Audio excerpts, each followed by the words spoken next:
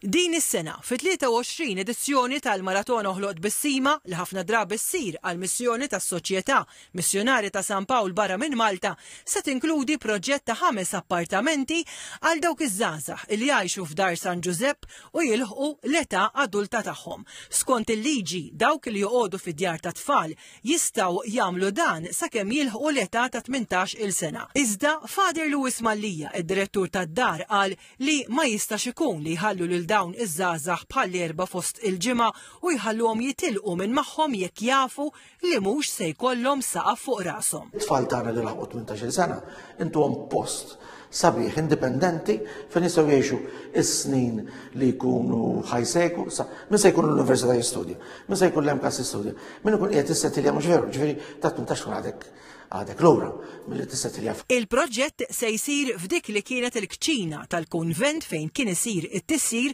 għal 300 ruħ. Father Lewis qal li l-pjan u li l-proġett jitlesta fi żmien 6 xhur għax għandhom tfal li se jilħqu l-età adulta u jixtiequ li jagħtuhom stabbiltà qabel ma jitilqu.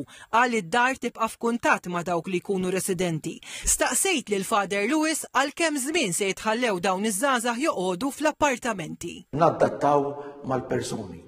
Għax min irid joqgħod sentejn, min għandu bżonn joqgħod 5, min għandu bżonn joqgħod ftit iżjed. Ġifieri aħna l-aħħar wieħed li kien hawn għal żmien twil kien żagħżugħ li damaw kważi sa 30 sena.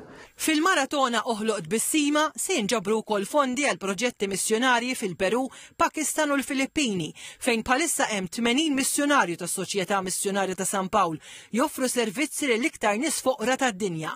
Minn dawn it-80 missjonarju 40 minnhom huma Maltin. Fil-Peru għaddej proġett ta' skola fejn l-Isqof Malti Giovanni Cefaj għaddej bla qiegħda biex joffri edukazzjoni lil eluf ta' tfal mill-iktar vulnerabbli.